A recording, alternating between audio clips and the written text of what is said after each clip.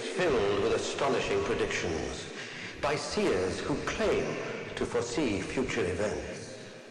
Among them the Egyptians, the prophets in the Bible, Nostradamus, Edgar Cayce. And all of these have at least one vision in common: the specter of an event yet to come.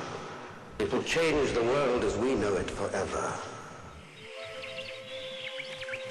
Rising from the desert sands of Egypt, the Great Pyramid bears silent witness to civilizations that have flowered and decayed. More than a mausoleum, it may guard the secrets of time. Author E. Raymond Capt. It's not a pagan temple or a tomb of a pharaoh whose body never has been found. The pyramid definitely has a message for mankind. The Great Pyramid was built about 2623 BC during the reign of Khufu, second king of the fourth Egyptian dynasty. The builders came from Arabia, and they built several practice pyramids, training a workforce before they even started building the Great Pyramid. And when the Great Pyramid was built and finished, these builders left. The monument they built may have been created for the living and not the dead. The Great Pyramid was built disguised as a tomb. Khufu died 7.5 years after the pyramid was built, and he never intended that to be his tomb. One of the puzzling aspects of the Great Pyramid was there were no hieroglyphics found in the passage walls or ceiling or the sarcophagus. In this respect, the Great Pyramid is silent. Silent, but not without a message.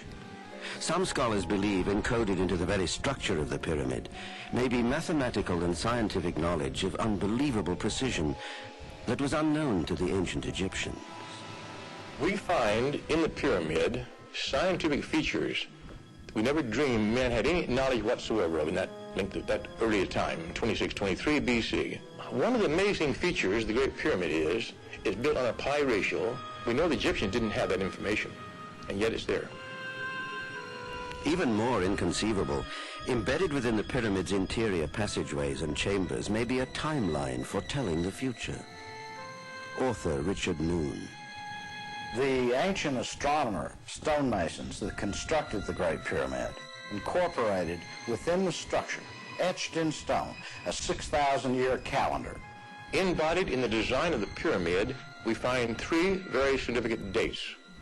One of them is the birth of Christ, 1,000 years before the Bible was written, 2,000 years before Christ was even born. The pyramid is the prophecy in stone. The secret to deciphering the Great Pyramid's prophetic calendar may lie in a simple equation. 1 inch equals 1 year. If you start from the outside the pyramid, 2623 BC, when it was built, and start measuring forward in the passage system, allowing each inch to represent 1 year, you come to 1453 BC, when the first ascending passage starts going up. That's the date the law was given on Mount Sinai to Moses. Going up the calendar line a little bit further, we reach the birth of Christ. 33 1/3 inches later, we have the crucifixion. And then the whole passageway changes into a glorious architectural feat called the Grand Gallery.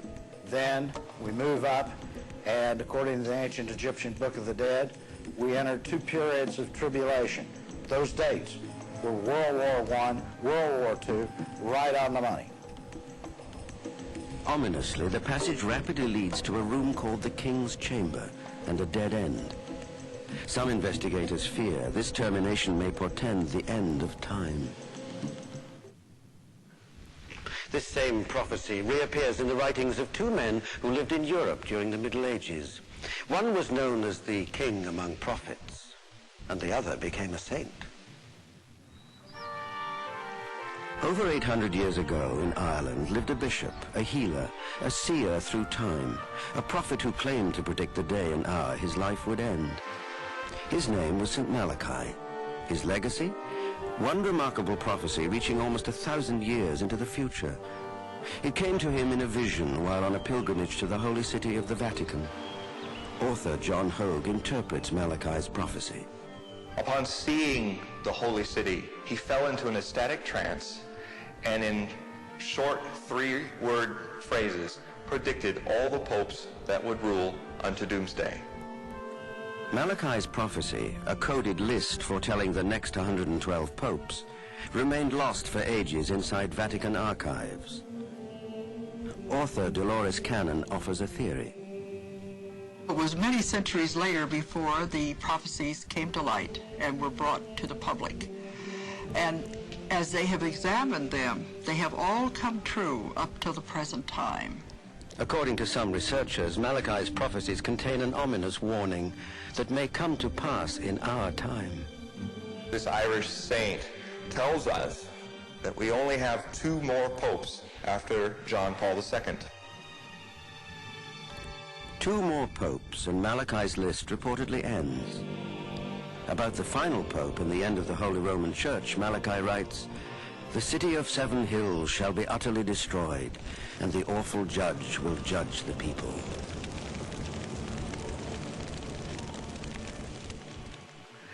It's been said that St. Malachi's prophecy names this last pope as the one who shall bear witness to the destruction of Rome.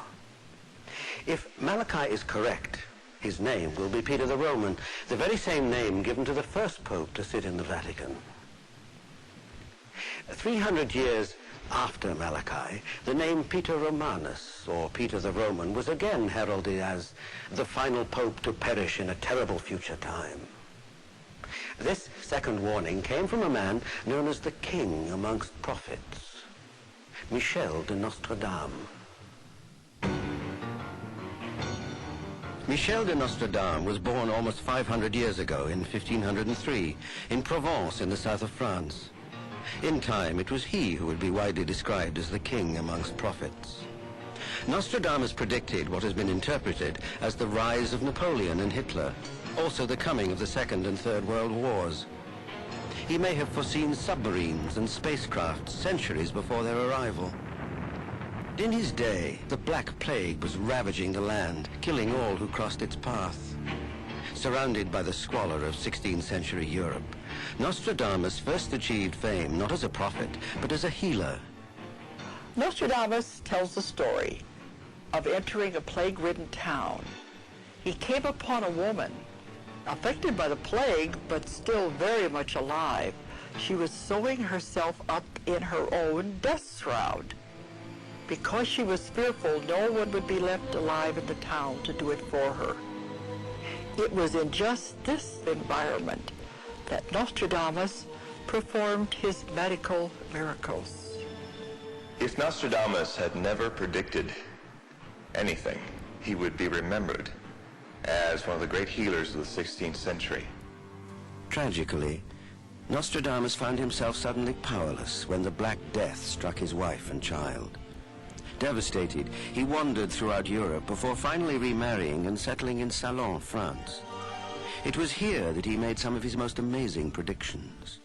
Nostradamus had a very special room in his house that he used exclusively for his prophecies. It was cold and damp, dark, made entirely of stone. And there on a large wooden table, he used various looking-in devices. He had the best results with the special black mirror. He called this his doorway to the future. What actually transpired in his study is still a mystery centuries later. Did he have visions or hear voices from beyond? Could he have traveled through time? 2 facts are certain. His main inspiration came from a book, De Mysteriis Egyptorum, The Mysteries of Egyptology. And he recorded his visions of the future in the form of quatrains, which are a kind of poem.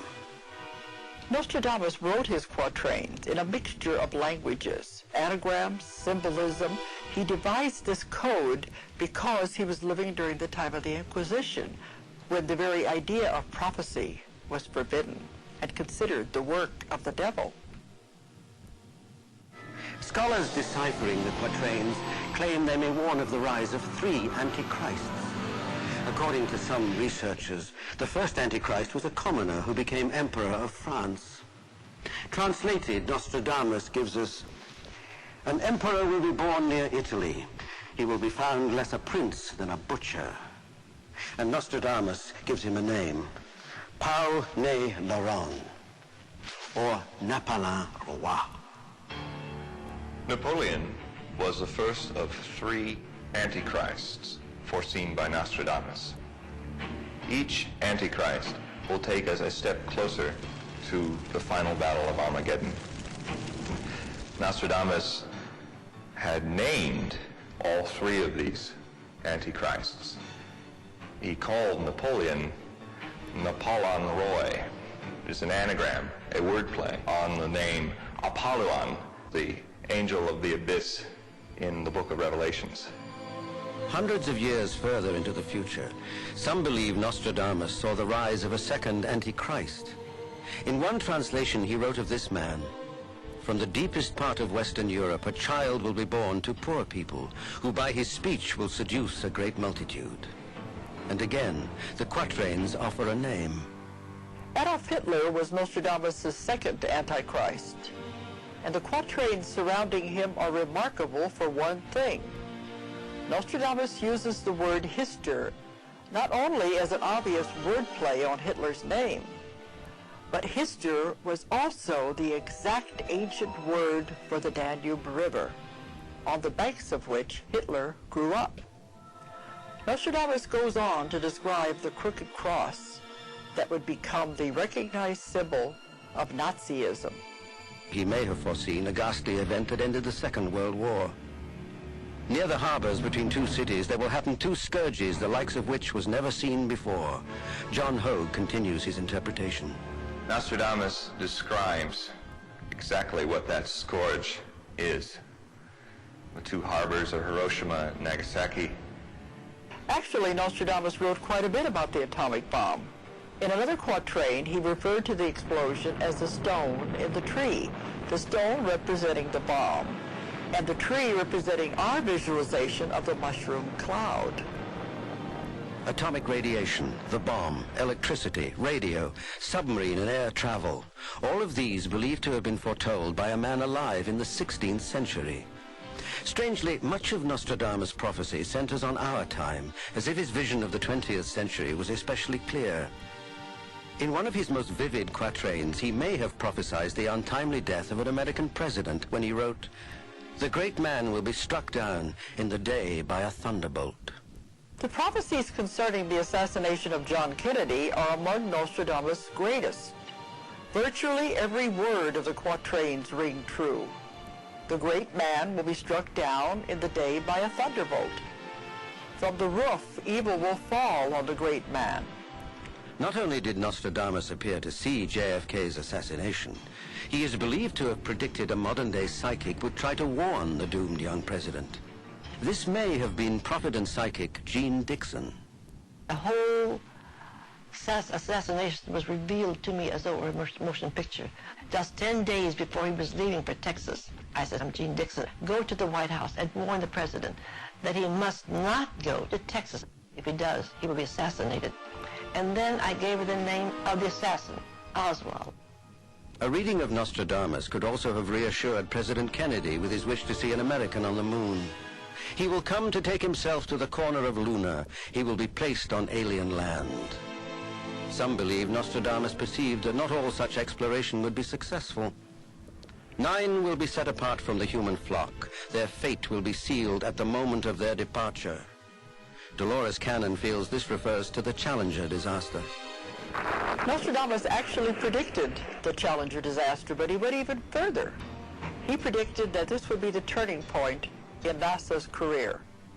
Nostradamus also prophesied what until recently would have been unthinkable, a prediction that has been interpreted as an alliance between the United States and the former Soviet Union. He wrote, "The Great Wall in the East will fall. One day the great powers will become friends." Still, the peace that such an alliance implies may neither be long enough nor strong enough to ensure a peaceful world. The third and final Antichrist is called by an enigmatic name, Mabus, M-A-B-U-S. The information we have about the third Antichrist is that he was born on February the 4th, 1962, in Israel, in Jerusalem, but he is not a Jew, and he has been raised by an uncle who has put together a group of rich backers. These are the people who will finance his career in the taking over the world and the coming of the Third World War. We will be plunged into a war of unspeakable horrors with atomic explosions, chemical warfare, biological warfare, laser warfare, weapons that we don't even think that could possibly exist. And this would climax to the point where the world would be starving to death, to the point that some countries would even turn to cannibalism. But those who believe in these predictions say that even if we are able to either escape or defeat the third Antichrist, we can do neither with nature. It is believed Nostradamus foresaw boiling volcanoes, blistering winds, furious hurricanes, devastating earthquakes. Nostradamus speaks of a great shifting of the globe over either two sudden jolts in a 6-month period or a slow roll, which will devastate and undermine entire civilizations. The Cold War has seen America and Russia become friends. This was predicted by Nostradamus, and it is a warning. It is the final warning before Armageddon. Russia and America's friendship will be undermined by a Middle Eastern, North African source. It is my opinion, after 20 years of traveling around the world and studying prophecies, that we make prophecy work by being so predictable. We repeat the past in the future. Where did this power of Nostradamus originate? This vision into the future? Could it be divine? The answer may come from the mouths of children.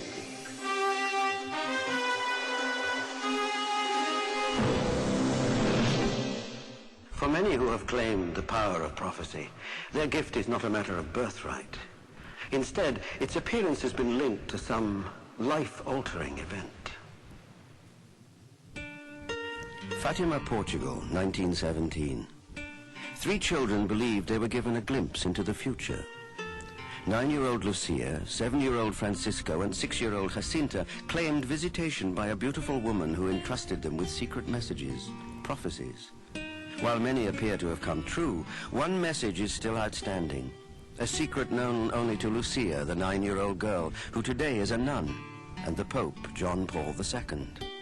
In 1917, no one knew what awaited this sleepy little community, but the impact was so intense that more than 70 years later, it has become a haven for the hopeful, one of the many places in the world where believers claim to have seen a miracle, and one of the few places where the Catholic Church accepts that a miracle took place. When an apparition is stated by the Church to be worthy of belief, bishops or pope go to the shrine. This certainly is a very strong recommendation to the Catholic believer. It's not binding. You can still disagree if you want to, but that clearly the highest authorities in the Church would not single it out in this way if they didn't think that it probably was true. In the spring of 1917, Lucia, Francisco, and Jacinta claimed to have seen an angel that told them that soon they would be visited by the Virgin Mary. When the children first reported this to their parents, they were horrified because most really solid Catholics, even if they're not all that well educated, they know this does not happen every day, and that usually when somebody claims it, it's not true. But the children were convinced, and they anxiously awaited the arrival of the beautiful woman who would become known to them as the Virgin Mary. Then on May the 13th, 1917, the angel's prophecy was reportedly fulfilled. The first appearance was where she had to identify herself to them, and as is often reported in apparitions of the Blessed Virgin, she was radiant, showing that it was a supernatural being. According to the children, the Virgin Mary appeared numerous times with messages of prophecy. As years passed, many of these predictions apparently came true. The children described what may be the rise of communism, with the genocide of millions and the enslavement of nations. They also described what could have been the fall of communism in Russia. Back in 1917, these dire predictions were greeted with suspicion. It wasn't until the children predicted a miracle that even the most skeptical of minds were made true believers. On October the 13th, 1917, tens of thousands of people anxiously awaited the appointed day and hour. The children were there, and this huge crowd was pressing in, and the rain was pouring down, and all of a sudden the rain stopped, and the clouds parted, and the sun appeared. And then the crowd saw the sun begin to move and to dance in the sky, as it was described, and to fall down almost to the horizon. The crowd was in absolute awe. There were many of the free thinkers from Spain and Portugal there who were very much against religion or anything of this nature, who immediately were convinced and fell on their knees and started repenting and asking for forgiveness for their lack of belief. It was an awesome experience, and it did show to the world that something valid had been happening at Fatima. Despite the so-called miracle of the sun, there were still many questions as to the validity of the children's story. It would take time, but eventually even hardened disbelievers would come to rethink the events of 1917. This is very important to follow what happens to the children or to anyone who sees or claims to have seen the Blessed Virgin Mary. One of the best proofs of whether it was really she is whether their lives are fundamentally and forever changed. And it certainly happened with the Fatima children. Early on in the apparitions, the children were told that two of them would die and would go to heaven, and the other one would remain for many years. Now, this has absolutely happened, and it happened right away. The children died of the terrible influenza epidemic which was going on, and this is hardly a thing that children could have foreseen or would have created for themselves. In the case of the third child, Lucia, we have overwhelming evidence. She desired nothing but the religious life from the time that this happened. She has been in the cloistered Carmelite house at Coimbra since 1948. This is the life that she wants, that she welcomes, a life of total devotion to God and to the Blessed Virgin.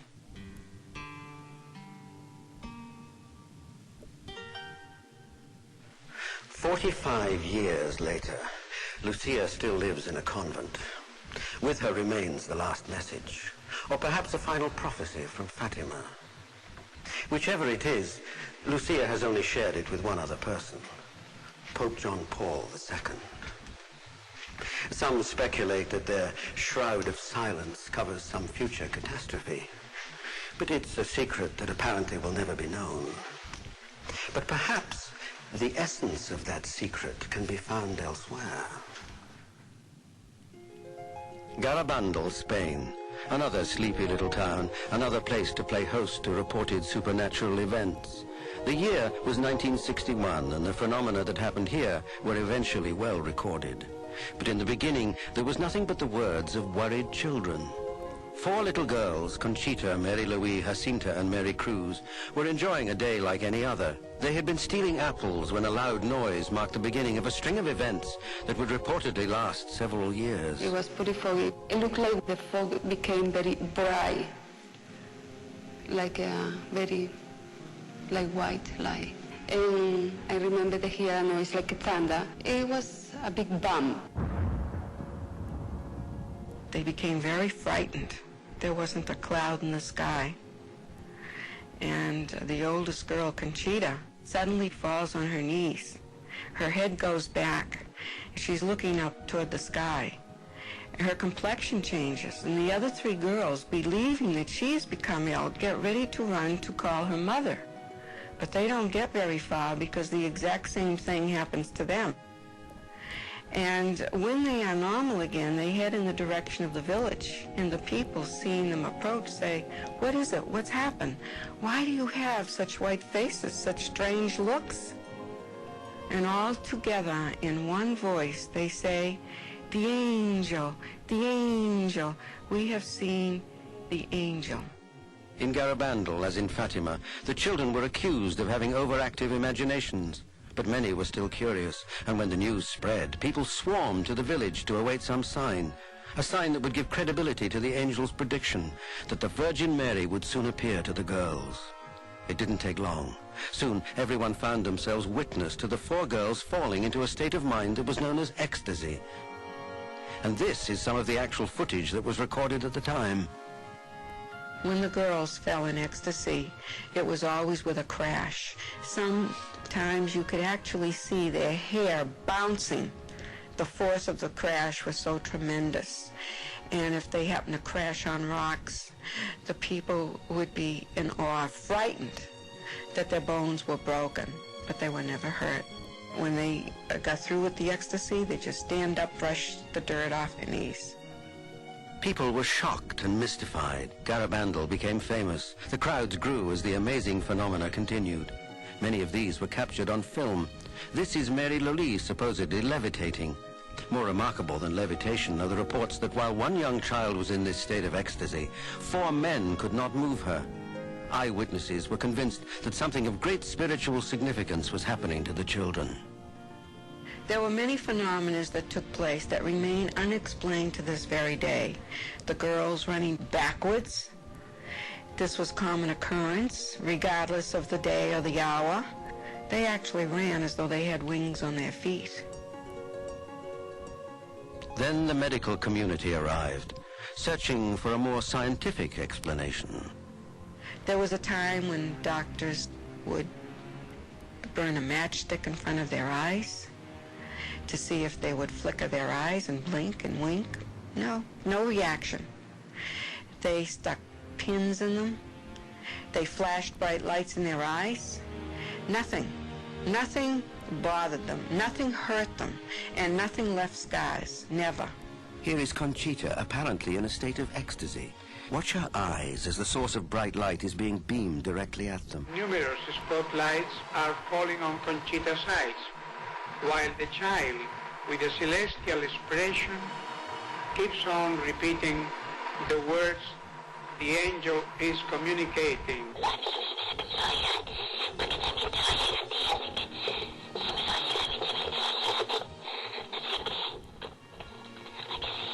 Over a period of 4 years, the girls experienced thousands of ecstasies, and during that time they predicted many things for many people.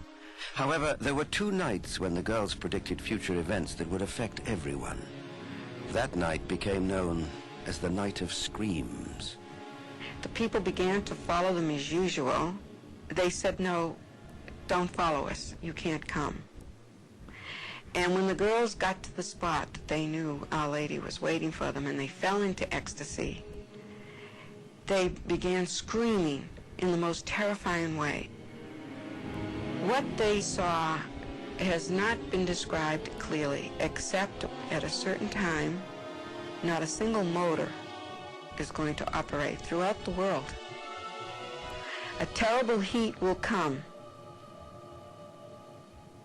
And during this time of heat, people will look for water and they will not be able to find it. And they're going to attempt to kill one another in their desperation. The chastisement is more terrible than we can possibly imagine because it will come directly from the hand of God.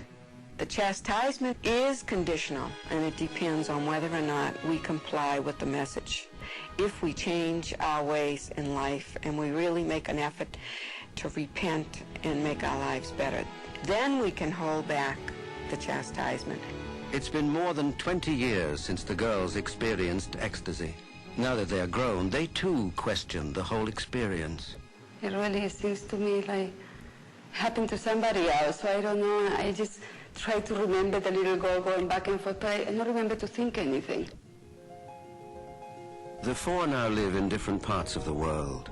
Their time in Garabandal has long since passed, but the events there are well remembered. According to believers, the end they predicted may be near.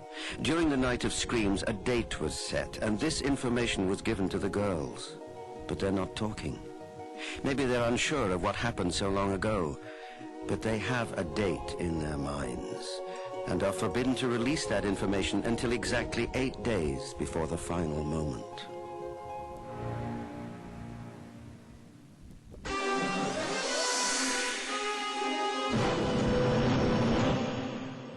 Those who claim to be prophets often appear to have much in common.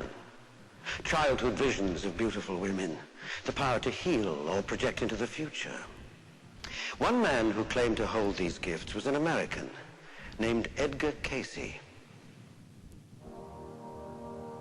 Casey may have been history's most accurate and most documented psychic, but in everyday life he was a humble man whose powers were often as much a burden as a gift.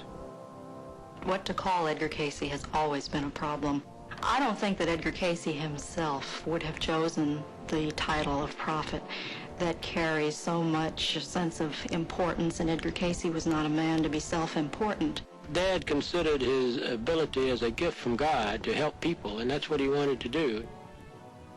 Born in rural Kentucky in 1877, Edgar Cayce began showing remarkable qualities even as a boy.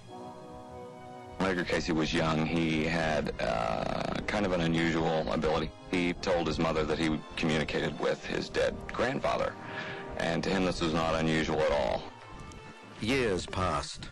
Young Edgar Cayce married his childhood sweetheart, Gertrude Evans, and settled down to raise a family. But in 1901, his mysterious gift would come back to haunt him. He lost his voice for a year and a half, and he'd been examined by doctors, specialists.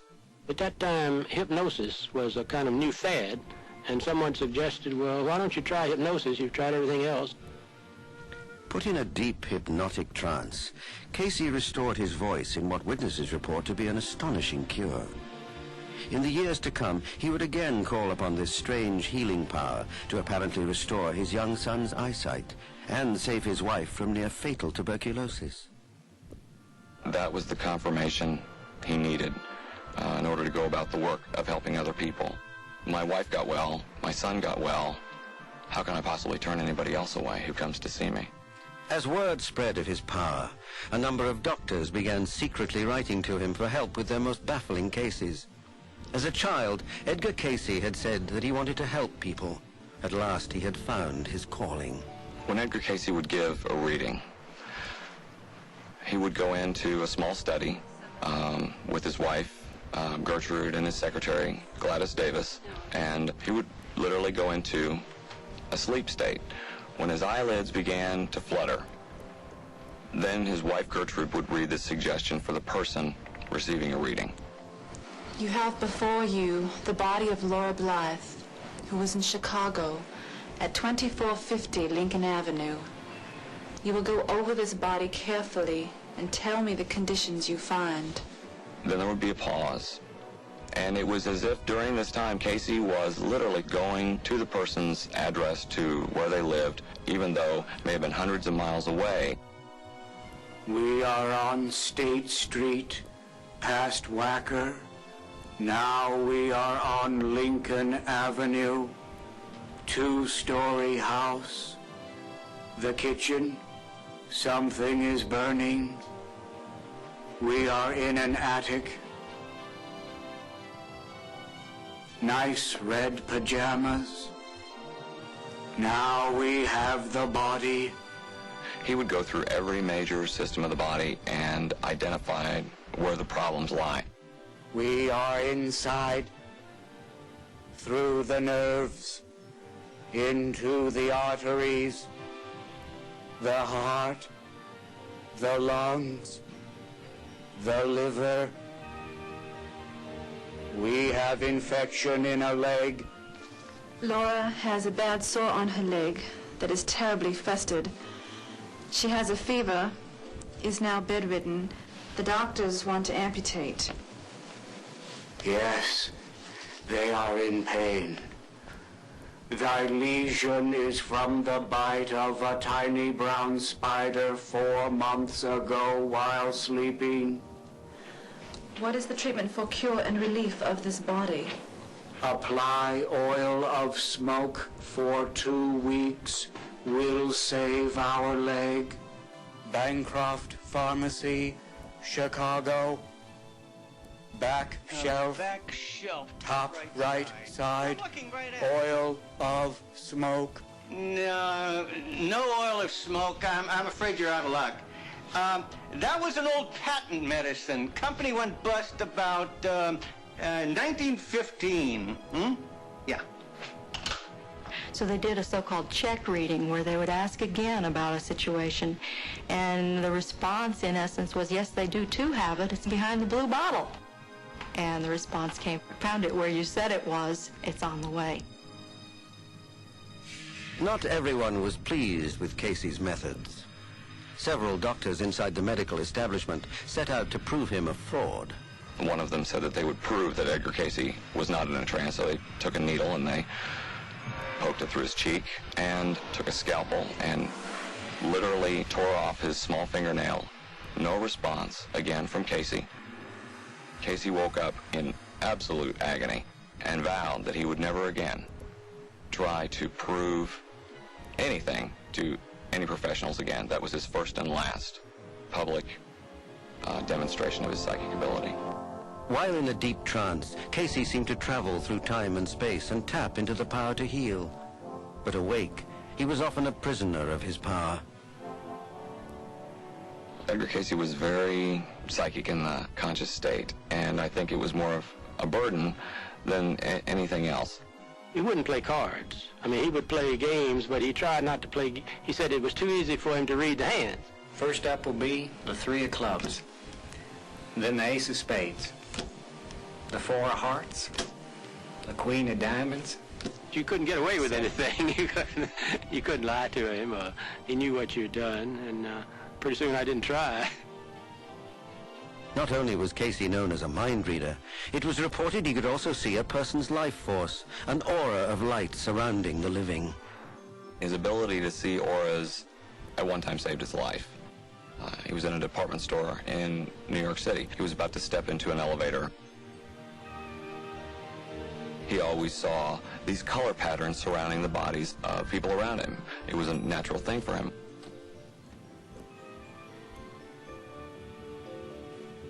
As Cayce recounted this story, he was a man hovering between the world of the living and the dead. Well, when these elevator doors parted, he noticed that there were not the particular color patterns surrounding these people. Going down.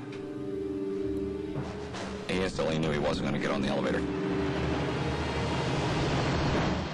The cable on the elevator snapped, and all of the people that were in the elevator were subsequently killed. From his deep trance state, Cayce began reporting snapshots of the future. They were a byproduct, side remarks made unconsciously during his medical readings, but they were prophecy nonetheless. Edgar Cayce had become the sleeping prophet. There will be a panic in the money centers. Not only Wall Street, but a closing of the boards in many other centers. Prophecy of the 1929 stock market crash slipped out during a routine reading months before the market collapsed. Cayce made hundreds more prophecies, all documented and filed away. It was believed he predicted the dates that the Second World War would start and finish, as well as the social and racial upheavals that would rip the United States in mid-century. He also foresaw the discovery of laser light and blood tests in medicine, the unearthing of the Dead Sea Scrolls, and the fall of communism in Russia. In Russia comes the hope of the world, not as that sometimes termed of the communistic. No, but freedom. But where did Cayce's information come from? Author Lynn Sparrow has a theory. He was able to tap the so-called universal mind. He was able to tap that level of awareness where all of us are linked together. All that has ever happened on this planet has left an impression. And Edgar Cayce was able to tune into that like a good radio receiver picks up a radio wave. The earth will be broken up in the western portion of America. The greater portion of Japan must go into the sea. There will be a shifting of the poles so that what has been a frigid land will become the more tropical. There were readings that pointed to change that would be big enough so that the Great Lakes emptied directly into the Gulf of Mexico, changes in the general sea coastlines. What is the coastline now of many a land will be the bed of the ocean. Cayce gave some predictions that are pretty grim, that are somewhat frightening. He did talk about the destruction of New York and the western portion of America. Los Angeles, San Francisco, among those that will be destroyed before New York even. January the 3rd, 1945, Edgar Cayce died, but his prophecies live on. I guess people are going to remember in different ways. I remember him, as, of course, as a father and a really remarkable person, and I think he really tried to help people during his lifetime, and I think he succeeded.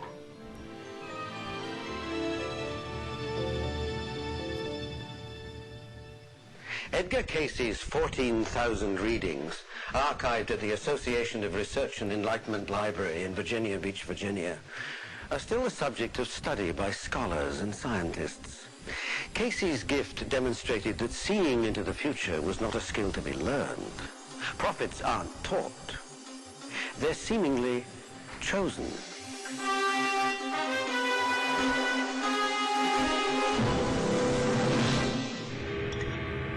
Wars have been fought over it.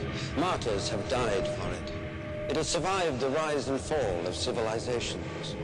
Every day in many languages, countless millions find comfort and solace in its pages. And it is such a little book, the Bible.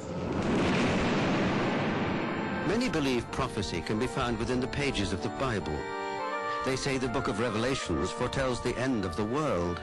And if prophecy is to be found there, perhaps it can be found in other books of the Bible. Each of the Psalms may predict events in the 20th century. Many have seemingly already occurred. Others may soon come to pass. Two biblical researchers believe they have found prophetic messages hidden within the book of Psalms. Author J.R. Church. I had always thought that the Psalms were the simple songs of an ancient Jewish culture. Little did I know that they contained incredible prophecies, a literal guide to the 20th century. Co-researcher and author Gary Stearman. My initial reaction was there's no way this is true. This cannot be true. Until I went and studied, and I saw that it was absolutely irrefutably true. These researchers believe the Psalms predict events such as the rise of Hitler and another dictator in the Middle East, and that each psalm corresponds to each year exactly. For example, Church believes Psalms 39 through 45 prophesied the plight of the Jewish people during the Second World War. Psalm 44 is the most heart-wrenching of the Psalms, describing the Holocaust of the Jews in those death camps. During those years, thou hast cast off and put us to shame. Thou makest us a reproach to our neighbors. Yea, for thy sake are we killed. All the day long we are counted as sheep for the slaughter. In verse 17, God says to the victims of the Holocaust, I will make thy name to be remembered in all generations. From that day to this, the world has never been able to forget what happened to those victims. Psalm 48, absolutely startling when you consider this is the Psalm of Israel's statehood, 1948. In verse 12, walk about Zion, mark ye well her bulwarks. Here's an instruction to the leaders of Israel, saying, go around Zion, go around Jerusalem, discover your ancient past, which is now buried in the sands of time. Don't only describe the historical past. According to Church and Stearman, the Psalms seem to foretell of current events. Psalm 91 is one of the most remarkable psalms in Scripture, for it describes in some detail the events of 1991 and the Gulf War. Thou shalt not be afraid for the terror by night, nor for the arrow that flieth by day, nor for the pestilence that walketh in darkness. There was the fear that those Scud missiles contained chemical warheads. And yet God says, don't worry about them. And then he goes on to say that Israel is not going to get involved in this war. 1,000 shall fall at thy side, 10,000 at thy right hand, but it shall not come nigh thee. This psalm was so remarkable that it became the favorite song of the soldiers in the desert. If Church and Stearman are correct, Maybe there is hidden meaning in Psalm 93 as well. Psalm 93 only has 5 verses in it. But verse 3 says, the floods have lifted up, O Lord, the floods have lifted up their voice, the floods lift up their waves. In 1993, there were floods, unprecedented in history, all over the world, not only in the upper Mississippi, but in Europe, in the Far East, in Africa. These floods all over the world seem to be a fulfillment of this prophecy. But what of our future? Church and Stearman believe the Psalms hold clues. Once we come to Psalms 101 through 107, we have what appears to be a period of tribulation. Psalm 101, for example, indicates that God will early destroy the wicked out of the land. This word early means at daybreak, at the crack of dawn. And of course, if Psalm 101 represented the year 2001, it would indeed be the dawning of the new millennium. But past the millennium, then what? The Bible contains only 150 psalms. If Church and Stearman are correct and each psalm corresponds to 1 year, this roadmap of prophecy may dead end in the year 2050. Revelation, the final chapter of the New Testament, suggests that the biblical predictions of the apocalypse, the return of the Antichrist, and the battle of Armageddon may all come to pass. There followed fire mingled with blood, and they were cast upon the earth. Trees were burnt up, and all green grass was burnt, and as it were, a great mountain burning with fire was cast into the sea. A haunting prophecy passed down for nearly 2,000 years. This ancient document is a fascinating source of prophecy, which may point directly to our time, and is believed to predict a terrifying future called the apocalypse, or in other words, the end of time. Dr. Charles Strozier believes the signs are all around us. He is the author of Apocalypse on the Psychology of Fundamentalism in America. Revelation is a highly symbolic book. So I would call it a myth of transformation that moves through violence. Violence is the regenerative mode. People have to be changed, cleansed. Human history has to be cleansed and ended in order for this new creation, this new recreation. But before the new earth can be created, Revelation suggests the end of human history as we know it, the so-called end time. According to some, the Bible predicts a time of torture and tribulation, the conclusion of God's time, and the reign of the Antichrist. Antichrist and the image of Antichrist is a very important part of the end time process, and first reveals himself as a messenger of peace. And it's a false peace that lulls the nations to sleep. And the message, the psychological message, is beware the peacemaker. It locates in the minds of a quarter of the population a deep fear of anything that moves toward peace. That matters in a democracy. The Bible is said to predict that the Antichrist will rule for a period of 7 years and that 10 nations will unite under his leadership. Many Bible scholars interpret this as the nations of the European Common Market. The key idea, though, is that Antichrist has been born, which is crucial to that unfolding of the end time process. Because after all, if he's born, that means we only have a generation for history to last. According to some interpretations, Revelation tells us the Antichrist will force his followers to wear the so-called mark of the beast, associated with the number 666. Some Bible scholars believe these marks will separate the faithful from the damned. As a further indication that the end may be near, the Bible warns us of deadly storms and floods. There shall be signs in the moon, the sun, in the stars, on an earth distress of nations.